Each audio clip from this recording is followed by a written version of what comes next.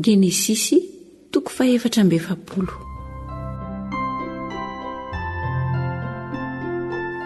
Ny nampahafantaran'i Josefa ny rahalahiny fa izy no Josefa sy ny nanirahany aka ny rainy.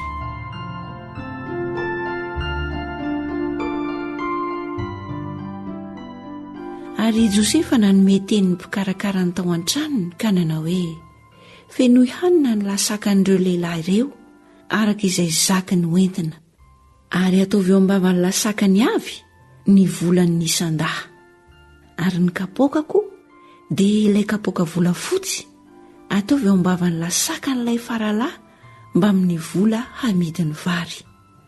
Dia nataony araka ny teny izay nolazain'i Josefa. Ary raha vao nazava ny andro dia nampandehanina ireo lehilahy ireo, dia izy sy ny borikiny.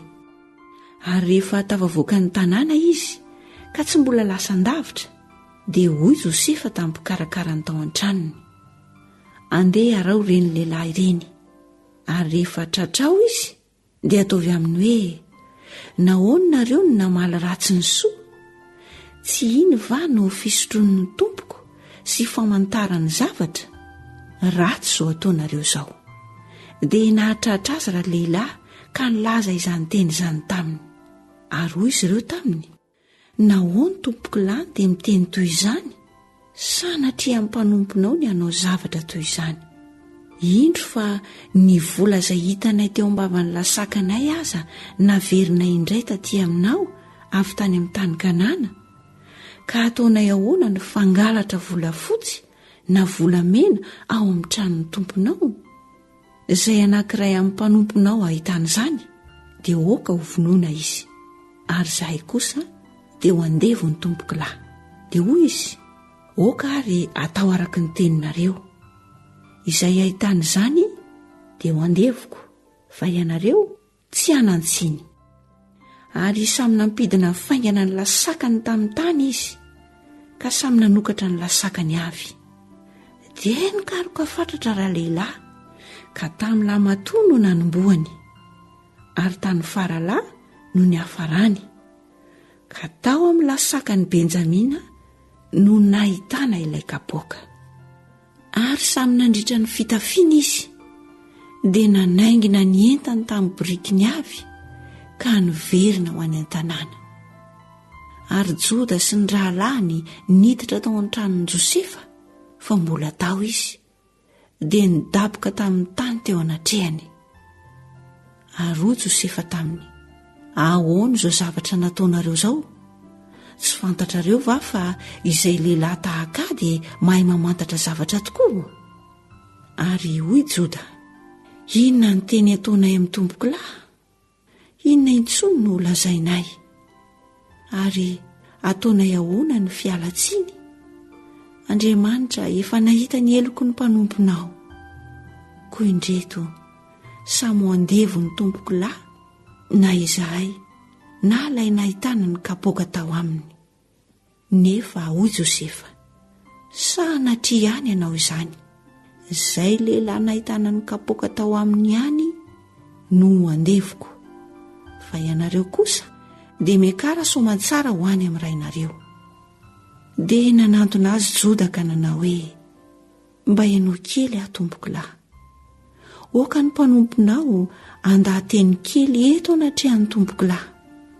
Ary oka tsy mba hirehitra amin'ny mpanomponao no fahatezeranao, fa tahaka ny Farao ianao. I tompoko lahy nanontany ny mpanompony hoe: manandray na rahalahy koa va ianareo? Ary hoy izahay tamin'ny tompoko lahy: manandray ilay antitra izahay sy zandry faralahy, zanaky ny fahanterany, ary maty ny rahalahiny, fa izy rery ihany no zanadreniny sisa, ary tiany ny rainy izy. Ary ianao nanao tamin'ny mpanomponao hoe: ento makaty amiko izy mba ho hitany masoko. Ary hoy izahay tamin'ny tompoko lahy: ny zazalahy tsy mahazo misaraka amin'ndrainy, fa raha misaraka amin'ndrainy izy dia ho faty rainy. Ary hoy ianao tamin'ny mpanomponao: raha tsy ara-midina aminareo ny zandrinareo faralahy, dia tsy ahita ny tavako intsony ianareo. ary rehefa tafakatra tany amin'ny mpanomponao raiko izahay dia nambaranay azy ny tenin'ny tombokilahy. Dia hoy ny rainay, mandehana indray mividia hanina kely ho antsika. Ary hoy izahay, tsy sahidina izahay, nefa raha hiaraka aminay ny zandrinay faralahy dia hidina ihany izahay, fa tsy mahazo mahita ny tavandra lehilahy izahay raha tsy miaraka aminay ny zandrinay faralahy. Dia hoy ny mpanomponao raiko taminay, fantatrareo fa nivadiko efa niteraka roalahy tamiko, fa lasa niala tamiko ny anankiray. Ka hoy izaho, voaviraviram-biby tokoa izy, ary tsy mbola hitako mandraka kehitriny izy. Ary raha alainareo hiala eto an'lohako koa ity ka hisy lozanjo azy koa, dia ampidirinareo any amin'ny fiainany tsy hita amin'ny mpahoriana ny volofotsiko.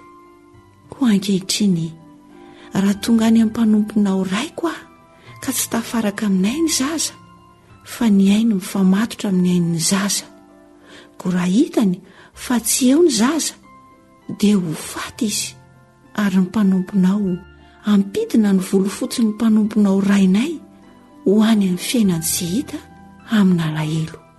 Fa ny mpanomponao efa niantoka ny zaza tamin'ny raiko ka nanao hoe, raha tsy hoentiko aty aminao izy dia homeloka amin'ny raiko amin'ny andro rehetra iainako aho.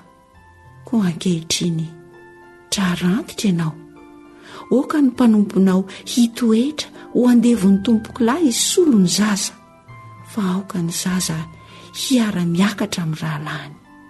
Fa ataoko ahoana ny fiakatra any amin'ny raiko raha tsy hiaraka amiko ny zaza, fandrao hahita izay loza anjony raiko aho.